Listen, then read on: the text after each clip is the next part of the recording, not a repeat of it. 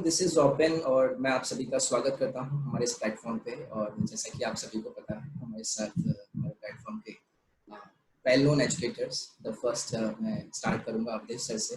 Awadhesh sir को सब जानते हैं, he is well known faculty for quantitative aptitude. So Awadhesh sir है हमारे साथ। देन हमारे साथ आफरीन मैम है। आफरीन मैम हमारी जीएस फैकल्टी है। एंड देन हमारे साथ reasoning faculty mister Sumit Goyal sir है। तो hi sir. Hello hello sir. तो हम एक एक करके धीरे धीरे करके हम टॉपिकल चीज़ों से बात करते हुए हम अपने डिस्कशन को स्टार्ट करेंगे। तो मैं पहले अभी सर आपसे स्टार्ट करता हूँ कि अगर मैं सपोज कीजिए मैं अगर एसएससी की तैयारी करने अपने इस मैदान में उतरा हूँ, मुझे एसएससी के बारे में मैंने सुना है, मैं चाहता हूँ कि मेरी जो जॉब है, मेरी जो ड्रीम जॉब है, मैं उसे पाना चाहता हूँ। और लाइक मैं देख रहा हूँ अपने उस पैटर्न को कि ठीक है, मेरे पास 5 महीने 6 महीने का एक आगे शेड्यूल है मेरे सामने और मुझे क्वांटिटेटिव एप्टीट्यूड को टैकल करना है। तो ऑब्वियसली मुझे एक ज़रूरत होगी कि मैं एक एक्सपर्ट से बात करूं, एक ऐसे गाइडर से बात करूं जो कि मुझे गाइड करे उस बात को फॉलो करना। तो मैं आपसे जानना चाहूंगा कि आपके कुछ स्टेप्स आप कुछ अपनी तरफ से बताइएंगे कि हम कैसे अपनी चीज़ को स्टार्ट करें। देखिए, सबसे पहले तो आप अगर क्वांटिटेटिव एप्टीट्यूड की तैयारी शुरू करना चाह रहे हैं तो डेफिनेटली आप पहले जो भी पैटर्न रहा है प्रीवियस पेपर्स को थोड़ा सा तो देखेंगे, सो दैट आपको पता चले कि आपको किन चैप्टर्स पर फोकस करना है, किसका वेटेज कितना रहा है। आफ्टर दैट आप थोड़ा बहुत यूट्यूब पर सर्च करेंगे कि कौन कौन एजुकेटर्स हैं जो पढ़ा रहे हैं ऑनलाइन या ऑफलाइन। तो उसके बाद जो है आप अपने एजुकेटर्स को पिक करेंगे और मोस्ट ऑफ द एजुकेटर्स जैसे कि आपको पता ही है कि अनअकैडमी पर अवेलेबल है। बट यहाँ पर जो एक फ्रेशर स्टूडेंट आता है तो मेरे ख्याल से उसको जो मेन दिक्कत महसूस होती है कि वो इतने सारे एजुकेटर्स में किन को चूज करें। तो उन स्टूडेंट्स को मैं ये कहूंगा, देखिए इस चीज का फायदा भी है और नुकसान भी हो सकता है अगर आपने ध्यान से थोड़ा काम नहीं किया। आपको करना ये है कि आपको सबसे पहले एक दो स्पेशल क्लासेस अपने जो भी आपने शॉर्टलिस्ट कर रखे हैं एजुकेटर्स उनकी आपने स्पेशल क्लासेस ली, उनमें से फाइनली आपने 2 या 3 सिलेक्ट कर लिए। फॉलो आप एक ही को करेंगे, किन्हीं भी एक को आपने फॉलो किया।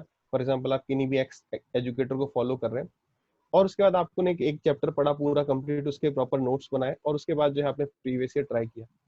फिर उसके बाद आप देखते हैं हाँ भाई ठीक है, एक चैप्टर हो गया, 2 चैप्टर हो गया, आपको अच्छे से समझ में आ रहा है, प्रीवियस ईयर कर पा रहे हैं। उसके बाद हो सकता है कि भाई एक चैप्टर जो है वो वहां पर आपको इतने अच्छे से समझ में नहीं आया ड्यू टू एनी रीजन, कि भाई उनने या तो नहीं ढंग से समझा पाए या आपने उनके वाइब्रेशंस को मैच कर पाए, नहीं समझ में आया। तो उसके बाद यहाँ पर एक जो बेनिफिट है वो यह कि आप एक दूसरे एजुकेटर पर पढ़ सकते हैं जो आपने शॉर्टलिस्ट कर रखे थे। बट अगर मैं कंपेयर करूँ, जैसे कि हम बात कर रहे थे बाकी अदर प्लेटफॉर्म, कोई भी XYZ कोई भी हो, मैक्सिमम प्लेटफॉर्म पर क्या है कि 3-4 एजुकेटर हैं भाई, यही हमारे बेस्ट हैं चाहे कैसे भी हैं, और उन्हीं से आपको सब पढ़ना है। भले ऐसा हो जाता है कि भाई मैं नहीं कहूँगा कि मेरा सब कुछ ही अच्छा है पढ़ाने में, हो सकता है भी कहीं पर एक जगह किसी को मैं नहीं ढंग से समझा पा रहा हूँ, उस बात पर नहीं कनेक्ट कर पा रहा हूँ, तो वहां पर दूसरे एजुकेटर से पढ़ सकते हैं। तो मेरे हिसाब से यह है कि हाँ, आपको एजुकेटर से भी पढ़ना है, साथ ही साथ आपको अपने बिहाफ पर भी हार्डवर्क करते चलना है कि हाँ भी जो हम पढ़ रहे हैं वो कितना रेलेवेंट है, एग्जाम में कितना पूछा गया है, आप जिस एग्जाम की तैयारी करें स्पेसिफिकली उसमें कितना इंपॉर्टेंट है। तो back to you then. Okay, thank you. So अभी मैं आखिरी में आपसे जानना चाहूँगा, जैसे again as a fresher, suppose I am a fresher और मैं एसएससी एग्जाम में चाहता हूँ कि मैंने कुछ ड्रीम देखे हैं, मेरे को सपने हैं कि ठीक है मुझे जॉब है, मैंने उसको टारगेट करना है। तो ऑब्वियसली अगर कोई एग्जाम के लिए तैयारी करना बैठता है तो उसको पता होता है कि ये पैटर्न है, उसको पहले ये चीज़ें समझने की ज़रूरत होती है कि मुझे इस पैटर्न को, इसके सिलेबस को और अपने हाईलाइटेड पॉइंट्स को मुझे देखना है कि ठीक है मुझे इसी एरिया में काम करना है। इसमें से एक पोर्शन होता है हमारा प्रीलिम्स में जीएस सेक्शन। जीएस सेक्शन पहले आई थिंक लोग थोड़ा सा उसको लेके रिलक्टेंट रहते थे, ठीक है करें ना करें। बट अभी जिस तरीके का कंपटीशन है बहुत तेजी से ऊपर जा रहा है, कट ऑफ हमारी पिछले 2 दिन ऑनलाइन मोड से जब से हमारा एग्जाम हुआ तो एक काफी अच्छा फ्लक्चुएशन हमें देखने के लिए मिला। तो उस जीएस सेक्शन में ऑब्वियसली हम उसको नजरअंदाज ही नहीं, उसमें हम अब ये भी देखते हैं कि ठीक है मुझे इसमें अच्छे से स्कोर भी करना है। उस पैटर्न और स्ट्रेटेजी को कि किस तरीके से हम इसको टैकल कर सकते हैं और एक लॉन्ग टर्म में अपने प्लान को किस तरीके से कर सकते हैं। एक्चुअली आपने जो बोला जीए और जीएस, काफी स्टूडेंट्स इसको सीरियसली नहीं लेते, बल्कि उनको ये पता नहीं है कि रैंक अगर आपको अच्छी चाहिए तो आपको सारे सेक्शन पर परफॉर्म करना जरूरी है। ऐसा नहीं है कि सिर्फ आप मैथ्स पढ़े या फिर इंग्लिश पढ़े। और जीएस तो ऑब्वियसली स्टूडेंट्स मैंने जो देखा है वो लास्ट टाइम के लिए छोड़ देते हैं।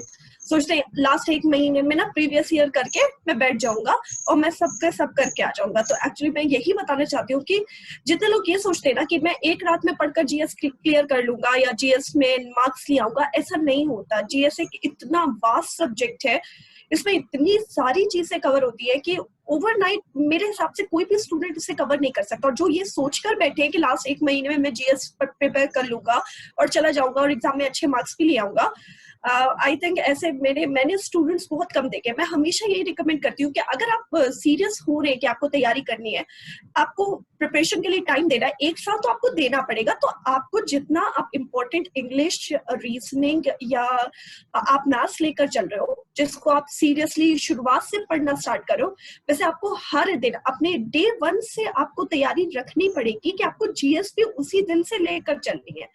आप उसको अगर डायनेमिक की बात करते हैं तो चलो ठीक है, वो आप लास्ट महीने के लिए छोड़ दो कि कुछ करंट होगा तो हम देख लेंगे। वैसे भी मैं स्टूडेंट को रिकमेंड करती हूँ कि करंट अफेयर में भी आप अगर यूपीएससी वगैरह की प्रिपरेशन कर रहे हैं तो आपको न्यूज़पेपर वगैरह पूरा पढ़ना होता है, बट एसएससी वगैरह के लिए आपको पूरा न्यूज़पेपर भी रीड करने की जरूरत नहीं पड़ती है। तो मैं यही कहती हूँ कि लास्ट 1 महीने के लिए मत छोड़ो। तुम जिस दिन से तैयारी करना आप शुरू कर रहे हो, आप उस दिन से जीएस को लेकर चलो। आप हर दिन अगर थोड़ा थोड़ा 1-1 घंटा, आधा घंटा भी अगर जीएस की रीडिंग को दोगे तो आपको अपने आप आपका स्ट्रॉन्ग बेस बनता रहेगा और आपको क्वेश्चन करने में आसानी होगी। वरना आप सिर्फ रट रहे हो और जाके कर रहे हो तो मतलब जीएस एक ऐसा सब्जेक्ट है जो कि एंजॉय करने वाला भी सब्जेक्ट, जैसे हिस्ट्री है, पॉलिटी, आप पढ़ो कितना मजा आती है उसे। तो बस मैं यही चाहती हूँ कि स्टूडेंट जो है इसको फर्स्ट डे से प्रिपेयर करना स्टार्ट करे और लास्ट डे में इसको ना पेंडिंग छोड़े। और इसीलिए अनअकैडमी वगैरह, अगर हम इस प्लेटफॉर्म की बात करते हैं तो इसमें जितने भी जीएस के एडुकेटर्स हैं, मैंने खुद देखे हैं, जितने भी जीएस के एडुकेटर्स हैं वो अपना थ्योरी बैच भी निकालते हैं, साथ ही साथ एमसीक्यू डिस्कशन बैच भी निकालते हैं। क्योंकि थ्योरी आपको समझा दिया, बट सिर्फ थ्योरी पढ़ने से काम नहीं होगा, आपको प्रैक्टिस करनी है तो आप एमसीक्यू करो। सिर्फ एमसीक्यू करके काम नहीं चलेगा, आपको थ्योरी भी पढ़नी जरूरी है। तो मैंने तो यही प्लेटफॉर्म देखा है जहां पर आपको ये दोनों बैचेस एडुकेटर्स के द्वारा लगातार मिलते हैं। कभी एमसीक्यू, मैं खुद अपना 1 महीना अगर थ्योरी का बैच लॉन्च कर देती हूँ तो अगले महीने फिर मैं एमसीक्यूज ले आती हूँ। भाई उसी से आप प्रिपेयर करो कि किस तरीके से एग्जाम में क्वेश्चन आते हैं। तो मतलब ये फायदा है और स्टूडेंट को इसी तरीके से चलना चाहिए। तो और मैं इसमें थोड़ा सा अगर मैं अपनी तरफ से भी ऐड करने की कोशिश करूँ तो आई थिंक अगर हमें ये आइडिया है, मुझे पता है कि मेरा 5-6 महीने बाद एग्जाम है और मैं अगर जीएस सेक्शन को अपना कॉपी पर लिख कर मैं उसको एनालिसिस करने की कोशिश कर रहा हूँ तो आई डिवाइड इट, लाइक मैं उसको हिस्ट्री के पार्टों में हम डिवाइड करते हैं। मैं वेटेज देखूंगा कहाँ से मेरा कितना वेटेज है, then look for the educators जो मुझे उस स्पेसिफिक टॉपिक में अच्छी गाइडेंस दे सकते हैं। उनके कोर्स पेजेस हैं, काफ़ी अच्छे एजुकेटर्स हमारे साथ जुड़े हुए हैं। आप इकोनॉमी के लिए काफ़ी फेमस हैं, करंट अफेयर्स आप you are famous for that also. तो मतलब हमें ये आइडिया रहता है कि हम उस पैटर्न को, अपने हाईलाइटेड पॉइंट्स को, फ्रैक्शंस को, फ्रैक्शन में अगर हम चीज़ों को कनेक्ट करके कंबाइन करके एक लॉन्ग पैटर्न पर अपनी तैयारी को लेकर जाते हैं, बहुत ही बेनिफिट ऑब्वियसली होता ही होता है। तो now I am coming to Sumit Goyal sir, जो कि रीजनिंग के हमारे फैकल्टी हैं। तो जैसे कि सर मैं अगर आपसे बात करूँ, टीयर 1 में हमारा ये 25 क्वेश्चंस का पूरा 50 मार्क्स का वेटेज होता है। तो ऐसे लोग थोड़ा सा इसको पता नहीं क्यों, जो कि मैं बोलूँगा बहुत ही गलत परसेप्शन है, तो हल्के में लेते हैं, उतना ज़्यादा प्रैक्टिस पर इतना जोर नहीं देता। और जब हमारा एक एक मार्क इतना वैल्यू है कि हम नेगेटिव मार्क्स से बचने की कोशिश करते हैं कि मुझे नेगेटिव मार्किंग देनी ही नहीं। और आजकल तो नॉर्मलाइजेशन हमारा 0.001 मार्क भी इंक्लूड कराता है हमारी रैंकिंग को ऊपर नीचे करने। तो रीजनिंग के सेक्शन में जिसको लोग लाइटली करके अपना 50 आउट ऑफ 50 स्कोर करने की सोच कर वो 30-25 पे पहुंच जाते हैं। तो मैं उनसे कहूँगा कि उस रीजनिंग की भी प्रॉपर स्ट्रैटेजी होती है और मैं ऑब्वियसली आपसे पूछना चाहूँगा कि वो उसको किस तरीके से समझें और उसको फॉलो करें अपने आने वाले टाइम से। देखिए सर, मैं ये मानता हूँ जहाँ तक रीजनिंग का वेटेज है, तो रीजनिंग सब्जेक्ट ऐसा है कि बच्चों के मन में ये है कि बहुत इजी है यार, बिना पढ़े नंबर आ जाते हैं, मतलब बहुत इजी लेते हैं, जबकि ऐसा नहीं है। जितने भी बच्चे देखते हैं सबके मार्क्स कितने आते हैं, 35, 30, 40, बिलो 40।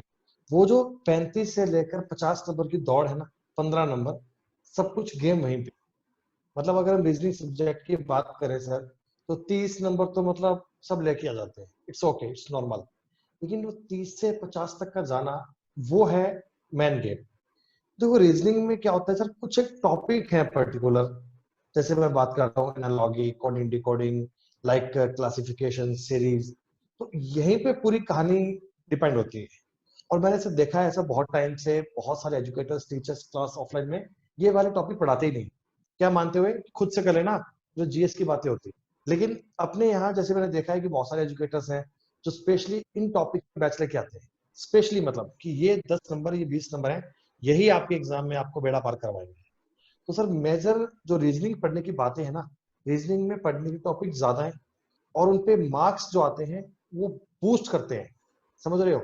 मैथ्स को आपने 20 घंटे पढ़ा, 40 घंटे पढ़ा, 100 घंटे पढ़ा, रीजनिंग में 10 घंटे पढ़ के काम हो जाता है। लेकिन अगर आपको कंसेप्ट क्लियर है, एक बार कंसेप्ट क्लियर, देन फिर कोई दिक्कत नहीं है। चाहे आप सीजीएल का एग्जाम दो, चाहे सीपीओ का एग्जाम दो, चाहे आप कोई सा एग्जाम की तैयारी कर लो, सबका कंसेप्ट सेम है सर। पर बात यह है कि जो टॉपिक जिनका वेटेज कंसेप्ट है, वो आपको जब तक कंसेप्ट क्लियर नहीं है तब तक बात बन नहीं पाती सर। और अपने यहाँ जो बैचेज आते हैं अनअकैडमी पे, मेरे भी बैच चलते हैं, तो हम स्पेशली अलग से बैच लेके आते हैं विद प्रीवियस ईयर क्वेश्चन, कि बच्चे को ये आइडिया हो जाए कि पिछले 5 साल में 10 साल में कौन कौन से क्वेश्चन आए हैं, हमें उस लेवल का काम करवाया जा रहा है कि नहीं करवाया जा रहा, वो बालक खुद से जज कर सकता है। ये बेस्ट है सर। बताइए सर। Exactly sir. और मेरे ख्याल से रीजनिंग, मेरे ख्याल से वो सिर्फ एक सब्जेक्ट का दायरा भी तय नहीं करता है। रीजनिंग हमारे दिमाग को उतना ओपन करना सिखाता है। अगर मैं पॉइंट की बात करूँ, it's a mental ability. Reasoning ability आपने इंप्रूव नहीं किया तो आप पॉइंट में भी ठीक है, कैलकुलेशन पार्ट है, बट अपनी उस रीजनिंग एबिलिटी को एनहांस करना, अपने माइंड को ओपन करना, वो रीजनिंग ही मेरे ख्याल से। और अगर हम उसी पर पर्दा डाल के चलेंगे, सिर्फ मार्क्स को कंसीडर करते हुए, तो कहीं ना कहीं वो एग्जैक्टली रीजनिंग में जीएस का यूज भी होता है, मतलब मैथ्स का यूज भी होता है, आपस में कनेक्टेड है चीजें, मतलब कहीं ना कहीं। बिल्कुल सर। और दिस सर, जैसे कि मैं फ्रैक्शंस की मैं बात कर रहा हूँ, मेरा जोर यही है कि मैं अगर किसी सब्जेक्ट को लेकर बात कर रहा हूँ, तो जैसे हम अर्थमेटिक और एडवांस, देन हम एडवांस को भी डिवाइड कर देते हैं, हम अर्थमेटिक को भी कुछ सेक्शन में डिवाइड कर देते हैं। तो मोस्ट ऑफ द स्टूडेंट्स का मैंने देखा है, लाइक मुझे भी मैसेज आते हैं, आपको भी आते होंगे, तो वो हमसे बोलते हैं कि मेरा अर्थमेटिक ठीक है, I am okay with arithmetic, लेकिन मुझे एडवांस में इशू है। कुछ बोलते हैं मुझे एडवांस में कोई इशू नहीं है, बट मुझे अर्थमेटिक में इशू है। तो इसमें मतलब डिफरेंस क्या है? मतलब एडवांस को लेके वो अपनी विजुअलाइजेशन एबिलिटी पे सोचते हैं कि मेरी अच्छी है, या फिर अर्थमेटिक में वो सोच जाते हैं कि मेरी कैलकुलेशन थोड़ी डिफिकल्ट है? तो इस पे आप क्या कहेंगे? देखिए मेरा ऐसा मानना है कि जो हम पर्सपेक्टिव बना लेते हैं कि भाई अर्थमेटिक कोई स्टूडेंट कर रहा है तो उसको फिर अर्थमेटिक इजी लगता है, वो उसी को कर रहा है। एडवांस जो है, फिर अगर आपका इंटरेस्ट एडवांस में हो गया तो उसी को कर रहा है। मेन ये है कि हमें खुद देखना है पहले 1-2 पेपर लाके कि हमारे मार्क्स कट कहाँ पे रहे हैं, मतलब कहाँ पर हम स्कोर नहीं कर पा रहे, वहां पर समय देना है। अर्थमेटिक एडवांस मेरे हिसाब से तो अलग अलग चीजें हैं। अर्थमेटिक में क्या है कि आपको सवाल की अंडरस्टैंडिंग करनी पड़ेगी, वहां पर लैंग्वेज बहुत ज्यादा ट्विस्ट हो सकती है, बट वहां पर जो है बहुत ज्यादा हमें फॉर्मूले रटने की जरूरत नहीं है। अगर बेसिक कंसेप्ट भी अगर हमें उस चैप्टर का है तो हम उसके सवालों को कर जाएंगे। प्रॉफिट लॉस है, बस आपको पता होना चाहिए प्रॉफिट किस पे कैलकुलेट होता है, लॉस किस पे कैलकुलेट हो सकता है, और बस वहीं पर वो ट्विस्ट करता है सवाल को। बट वहीं मैं बात करूं अगर एडवांस की, तो एडवांस में क्या है कि चैप्टर में काफी सारी डेप्थ होती है।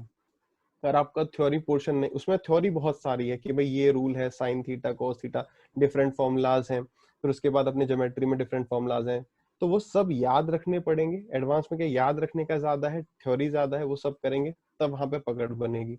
अर्थमेटिक में क्या है कि हाँ भाई आप सवाल को समझ पा रहे हैं। कई स्टूडेंट जो है वो ऐसे सवाल को एक्स से उठाने से बड़ा घबराते हैं कि सर एक्स से नहीं, कोई ट्रिक बताओ। तो वही है कि सवालों को समझना पड़ेगा, जो कह रहा है वैसा करेंगे तो अर्थमेटिक आसान है। एडवांस में क्या है, जो भी चैप्टर उसकी पूरी डेप्थ में जाना पड़ेगा, जो जो बातें वो जो भी सवाल पहले भी आए हैं, जितने भी कंसेप्ट बनते हैं वो सब पढ़ने हैं। बहुत ज्यादा नहीं, मतलब जो एग्जाम पॉइंट ऑफ व्यू से रिलेवेंट है उतना पढ़ना है। बहुत अब ज्योमेट्री पढ़ने के लिए ज्योमेट्री बहुत बड़ी, कितनी भी पढ़ते रहिए, बट वही है थोड़ा सा हमें देखना भी कि पहले क्या पूछा गया, कितना पढ़ना है। तो ये दोनों को बराबर टाइम देने की कोशिश करेंगे। अर्थमेटिक में मैं ये कहूंगा कि जितने भी चैप्टर्स हैं वो आपस में कनेक्टेड है, और एडवांस के सारे चैप्टर जो है वो सेपरेट है। आप कोई भी चैप्टर पहले कोई बाद में पढ़ लो, कोई इशू नहीं है। बट अर्थमेटिक में रेशियो, परसेंटेज, मिक्सचर, एलिगेशन, ये 3 चैप्टर का बेस से पूरा अर्थमेटिक कवर होता है, तो इन 3 चैप्टर्स पर फोकस करने की जरूरत है। एक और चीज मैं यहाँ पर उसके साथ पूछना चाहूंगा कि देखिए 2019 का हमारा प्रीलिम्स रिजल्ट आज मतलब सोच रहे थे कि मंडे है, मंथ लास्ट है, कैलेंडर में भी बोला गया था कि लास्ट में आएगा। जैसे ही रिजल्ट आएगा उसके बाद बहुत तेजी से लोगों ने दौड़ना चाहिए कि मेंस आ रहा है, ठीक है। फिर मेंस में भी हमारा वही अगेन हमारा कॉम्पिटिटिव एप्टीट्यूड का बड़ा रोल करता है। तो उस सेंस में अगर मैं आपसे बोलूँ कि ऑल दोस एस्पायरेंट्स जो हमें ऑलरेडी मतलब जो इस गेटवे को पार कर जाएंगे, प्रीलिम्स वाले गेटवे को पार कर जाएंगे, उनके अंदर एक ये वाला सेंस आ जाता है कि ठीक है मेरे कॉन्सेप्ट्स क्लियर है, now what positive things I should add कि मुझे वो अपना स्कोरिंग मार्क्स बहुत से कट ऑफ के करीब रहेंगे, किसी के अंदर डाउट रहेगा कि मेरा इतना है कितना मुझे लाना पड़ेगा। सो इसको लेके टायर 2 को टारगेट करते हुए, क्योंकि कुछ अधिकतर लोगों के जो टायर 1 क्लियर होता है, मैं मान सकता हूँ कि ओके 60% लोग, मतलब अगर मैं नॉर्मल बच्चे की बात करूँ तो कॉन्सेप्चुअली वो थोड़ा क्लियर हो जाता है। तो मेंस के एक एस्पायरेंट को लेके आप क्या कहना चाहेंगे? ये देखिए, मेंस में हमें कुछ बहुत ज्यादा चीजें ट्राई नहीं करनी चाहिए। जो आपने प्री में पढ़ लिया उसके बाद वो तो ये है कि कभी कभी आपको 2 महीने 3 महीने मिल जाते हैं, बट अधिकतर जो एसएससी भी शेड्यूल प्लान करती है वो प्री के बाद 2 से 3 महीने का मैक्सिमम टाइम देती है। तो उसमें हम कोई मतलब हर चीजें फिर से शुरू से कुछ शुरू करने की कोशिश करें, वो नहीं करना चाहिए। जो अपने 3-4 चैप्टर हैं जहां पर आपको कमी महसूस होती है, अगर ट्रिग्नोमेट्री है, जैसे अगर मैं बात करूं प्री में मेंसुरेशन बहुत ज्यादा नहीं आती है बट मेंस में उसका 10% का वेटेज हो जाता है, तो उन खास चैप्टर्स पर जो आपको वीक लगते हैं उन पर काम करना है। प्री में केवल 25 सवाल आते हैं, हमें पता भी ऊपर ऊपर से थोड़ा पूछ लिया जाएगा, बहुत ज्यादा डेप्थ में नहीं जाया जा सकता है। वहीं जो है एडवांस में जो है चीजें डेप्थ में जाती है। तो मैं ये कहूंगा कि प्री के बाद हम कुछ नई चीज ट्राई ना करेंगे, नहीं भाई हम पूरा ही कोई कोर्स फिर बेसिक से पूरा पढ़ लेंगे। जो आपने पढ़ा हुआ है उसको रिवाइज करते चलिए, अपने वीक जो भी चैप्टर्स हैं उनको पता करिए और उस पर वर्क करिए, और प्रीवियस ईयर पेपर्स पर फोकस करिए instead of mock test. Mock test देने हैं तो प्रीवियस ईयर वाले ही दो, उसमें अपना स्कोर देखो, उसको एनालाइज करो, क्योंकि बहुत ज्यादा टफ आपने मॉक टेस्ट लगा लिया, उसमें नंबर कम आएंगे, डिप्रेस्ड हो जाओगे, सोचोगे हमारी तैयारी नहीं, तो उससे नेगेटिव इम्पैक्ट पड़ेगा आपके जो मेंस का एग्जाम होगा। सो नाउ आफरीन मैं आपसे कुछ क्वेश्चंस पूछूंगा, मतलब कुछ ऐसे क्वेश्चंस जो कि एक नॉर्मल एस्पायरेंट, क्योंकि अगेन मेरा क्वेश्चन वही रिपीटेटिव है, लेकिन उसमें मैं इशू को इस तरीके से हाईलाइट करने की कोशिश कर रहा हूँ कि अगर मैं जीएस प्रिपरेशन करता हूँ, ठीक है, पढ़ने को बहुत कुछ है, हमें ये भी पता है कि मैं उतना डेप्थ में भी नहीं जाऊँगा क्योंकि मुझे बाकी सब्जेक्ट्स में भी अपना टाइम कवर करना है, लेकिन मुझे ये भी चीज़ें हाईलाइटेड रखनी है कि यार मैं एटलीस्ट मैक्सिमम मार्क्स इस 50 मार्क्स से मैं निकाल पाऊँ। फिर मैं बात करूंगा कि कुछ ऐसे टॉपिक्स, जैसे मैं इकोनॉमिक्स की बात करूँ तो वो करंट अफेयर्स में भी अगर आपको इकोनॉमिक्स के बेसिक्स नहीं क्लियर है तो आप करंट अफेयर्स में भी बहुत सारी चीज़ों को फिर रटने वाली बात हो जाएगी। आप एग्जाम में बैठ कर फिर आप आइडिया लगा पाएंगे, लेकिन अगर आपको इकोनॉमिक्स की थोड़ी जानकारी है तो आप अच्छे से उन चीज़ों को समझ सकते हैं कि ठीक है, हाँ एफडीआई क्या होता है, इन आउट क्या हो रहा है, वैसे। बट अगर मैं फ्रैक्शंस की बात करूँ, मैं मेरा थोड़ा जोर सर फ्रैक्शंस पे रहता है कि मैं हिस्ट्री को फ्रैक्शन में लेके कवर कर रहा हूँ, इकोनॉमी को फ्रैक्शन में लेके कवर कर रहा हूँ। तो अगर मैं 2020 सीजीएल प्रीलिम्स के बच्चे को आपसे बोलता हूँ कि ठीक है, आप उससे गाइड कीजिए, तो जीएस का लेके आप किस तरीके से उसको लास्ट अगर नेक्स्ट 5 to 6 मंथ्स में उसको बोलेंगे कि आप सीरीज को अपनी प्रिपरेशन को किस तरीके से डिवाइड करके आगे बढ़ सकते हैं? देखिए जीएस में जैसा कि आप भी जानते हैं, हम सब जानते हैं, एस्पिरेंट्स भी जानते हैं कि बहुत कुछ है पढ़ने को, सब कुछ नहीं पढ़ा जा सकता, वो तो ऑब्वियस है। अब अगर लास्ट 6 महीने में कोई स्टूडेंट चाह रहा है, 6 महीने में मेरे हिसाब से बहुत वक्त है कि अगर आप अच्छा स्कोर करना चाहते हैं जीएस में, तो मेरे हिसाब से फिर आपका स्ट्रैटेजी ये होनी चाहिए कि आप प्रीवियस ईयर उठा के देखो कि एक्चुअली कौन कौन से टॉपिक से ज्यादा क्वेश्चन पूछ जाते हैं। और वैसे भी एडुकेटर्स जब भी क्लास में पढ़ाते हैं, जैसे मैं भी इकोनॉमिक्स जब पढ़ाती हूँ, तो बहुत सारे टॉपिक्स है इकोनॉमिक्स में, किसी का जो है हल्का है कि कोई बहुत ज्यादा, जैसे बजट के टॉपिक से हम ज्यादा क्वेश्चन देख लेते हैं, नेशनल इनकम के टॉपिक से ज्यादा क्वेश्चन आ जाते हैं। तो हमेशा मैं क्लास में ये बता देती हूँ कि भाई ये चैप्टर बहुत ध्यान से पढ़ लेना, क्योंकि इससे ज्यादातर क्वेश्चंस कवर होते आते हैं, वो ज्यादा प्रीवियस ईयर क्वेश्चंस जो है यहाँ से देखे जाते हैं। तो ये एडुकेटर्स का बताना काम होता है कि भाई कौन कौन से टॉपिक्स आप उठाओ जिस टॉपिक से आप मैक्सिमम क्वेश्चंस कवर कर सको। भाई जीएस के जितने भी एडुकेटर्स हैं वो यही करते हैं, हम लोग अपना कोर्स भी इसी तरीके से प्लान करते हैं। भाई सब कुछ इकोनॉमिक्स में भी नहीं पढ़ाया जा सकता, जैसे कि मैं स्टूडेंट से कहती हूँ होल इकोनॉमिक्स हम नहीं पढ़ा सकते कि हम आपको 10th से लेकर पूरा ग्रेजुएशन तक पूरी इकोनॉमिक्स पढ़ा रहे, नहीं होता वो, ना उतनी जरूरत है, ना उतना आता है। तो हम भी वो इंपॉर्टेंट टॉपिक्स ही पढ़ाते हैं आपको जहां से एग्जाम्स कवर किए जाते हैं। अब जितना हम पढ़ा रहे हैं, अगर स्टूडेंट उतना भी ना पढ़े और उसमें भी वो कहे कि मैम एक चैप्टर बता दो बस यही पढ़ के जाएंगे, तो ऑब्वियसली नहीं हो सकता। तो बस यही है कि गाइडेंस लेने के लिए आप एडुकेटर्स, जैसे आपके जो भी एडुकेटर्स आपको जिनसे समझ में आ रहा है, आप उनके कोर्स को फॉलो करो, वो आपको बताएंगे कि कौन सा टॉपिक आएगा। उन्होंने पढ़ा दिया इसका मतलब ये नहीं है कि अब आप बैठ जाओ घर पे कि बस हाँ पढ़ लिया अब हम कुछ नहीं करेंगे, नहीं। आपको अगर एक टॉपिक, जैसे मैंने नेशनल इनकम पढ़ा दिया, तो अब ये आपका काम है अपने एंड से कि आप उसको रिवाइज करो और अगर उसका मैं हमेशा रेफर करती हूँ कि 12th क्लास की बुक उठा लो इकोनॉमिक्स की, मैंने जो चैप्टर पढ़ा है उसको वहां से पढ़ लो जाकर। तो ये फिर आपका काम है कि आप उस टॉपिक को कैसे स्ट्रॉन्ग कर सको, क्योंकि ना क्लास में जैसे कि सर भी जानते हैं, सुमित सर भी या दीक्षित सर भी, क्लास में जब स्टूडेंट बैठते हैं ना तो कहते हैं हाँ हाँ बहुत समझ में आ रहा है, बिल्कुल समझ में आ गया, सब हो गया, और फिर उसके बाद जो है आखिरी में आके एक क्वेश्चन भी पूछ लो तो ऐसा लगता है कि अरे मैम कंफ्यूज हो गए। अक्सर ऐसे ही देखा है। तो ये वही बात है ना कि आपको बिल्कुल फ्रेश कोई चीज समझाई जा रही है तो आपको ऑब्वियसली समझ में आ रही है, लेकिन जब तक आप उसको रिवाइज नहीं करोगे तो आपको कैसे समझ में आएगा। तो रिवीजन करना मस्ट है, एमसीक्यू प्रैक्टिस करना मस्ट है लास्ट 6 महीने में, साथ साथ इंपॉर्टेंट टॉपिक्स जो आपके एजुकेटर्स आपको बता रहे हैं कि ये चैप्टर्स इंपॉर्टेंट है, उनको पकड़ के बैठो और उनको रिवाइज करो। पूरा ना पढ़कर फिर अपने आप को इतने में कन्फाइन करो तो हाँ पूरे मार्क्स तो नहीं आएंगे, बट हाँ मैक्सिमम स्कोर कर ले जाओगे। So again, Sumit sir, मैं आपसे भी पूछूंगा इस चीज़ तरीके के, जनरली स्टूडेंट वहीं थोड़ा कंफ्यूज हो जाता है कि किस तरीके से करें क्या नहीं है। अगर मैं बात करूँ अपकमिंग एग्जाम्स हमारे सामने 2020 सीजन है, बच्चे लोग 12th जस्ट ग्रेजुएट होते हैं, पास आउट होते हैं, तो वो सोचते हैं कि ठीक है मैं CHSL एग्जाम में देकर कुछ अपना ट्राई करूँ, मैं स्टार्ट करता हूँ।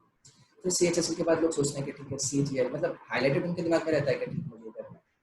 तो अगेन मैं आपको अगर रीजनिंग से रिलेटेड बोलूँ या फिर जनरल एक SSC एस्पायरेंट के पर्सपेक्टिव से बोलूँ, आपके पास चारों सब्जेक्ट्स हैं, आप उन चारों सब्जेक्ट्स को यू नो कि आपको कहाँ पढ़ना है, कैसे पढ़ना है। बट अगर मैं अनएकेडमी की बात करता हूँ तो वी नो कि there many educators, many brilliant educators काफ़ी फेमस हैं, so they can come to them, they can ask them उनके यू नो लाइव कोर्सेज को वो ज्वाइन कर सकते हैं। And the most benefiting thing कि वो लाइव इंटरेक्शन में उनसे अपने क्वेश्चंस पुट अप कर सकते हैं, वीकली उनको क्विज अटेम्प्ट करने के लिए मिलता है, which मतलब उसका यही एक अर्थ करता है कि वो अपनी एनालिसिस काफ़ी अच्छे से कर सकते हैं। तो अगर मैं आपसे SSC एस्पायरेंट की, ऑब्वियसली रीजनिंग जो कि हमारा बेस तैयार करता है, हमारी एबिलिटी को इम्प्रूव करने का भी काम करता है मार्क्स के साथ साथ, तो लास्ट पॉइंट में आपसे उस एक एस्पायरेंट के लिए आपकी तरफ से मैं क्या पॉइंट्स कर सकता हूँ? देखिए सर, जो भी मान लो एक स्टूडेंट के एंगल से सोचे, देखो मैं सोचता हूँ कि अगर हम टीचर हैं तो उससे पहले मैं सोचना चाहिए एक स्टूडेंट के एंगल से कि अगर मैं एक स्टूडेंट होता तो मुझे किस प्रकार की प्लानिंग चाहिए। ठीक है सर, अगर मैं अपने आप बात करता हूँ कि मान लो मैं सुमित गोयल हूँ, मैं आज CGL 2020 के लिए तैयारी कर रहा हूँ, तो मैं क्या सोचूंगा कि पहले तो मेरे पास चारों सब्जेक्ट का एक तैयार पोर्टफोलियो, कि मेरा टारगेट है सर मुझे 150 नंबर चाहिए, 150 का स्कोर करना है। देन मैं मैथ्स में कैसा हूँ, रीजनिंग में कैसा हूँ, इंग्लिश में कैसा हूँ, मुझे पता है अपनी तैयारी का लेवल कैसे बूस्टअप करना है। तो हर एक बालक क्या करता है सर, पहले अपने सब्जेक्ट चूज करता है, उसे पता है रीजनिंग में 45 मार्क्स ले आऊंगा, ये हालांकि स्टार्टिंग में इतना नहीं होता, बच्चा मानता है कि 45 ले आऊंगा। मैथ्स में बालक गैस करता है 40-45 नंबर में लेके आऊंगा। तो वो क्या है कि एक एक सब्जेक्ट के बारे में एरिया बना लेता है।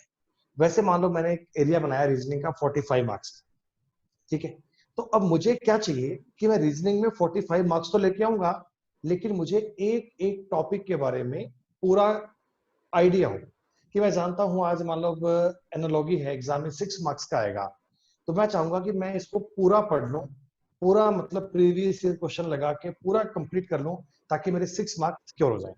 मुझे पता है ब्लड रिलेशन 4 नंबर का आएगा, तो मैं 4 मार्क्स को सिक्योर करने के लिए पूरा कंसेप्ट पढ़ूं, पूरे कंसेप्ट को समझूं, understanding with previous year question, तब जाके अपने टॉपिक कवर होंगे। देन मान लीजिए मैंने 60% 70% टॉपिक कर लिए, पूरे हो गए, देन अब आगे की प्रिपरेशन क्या करें।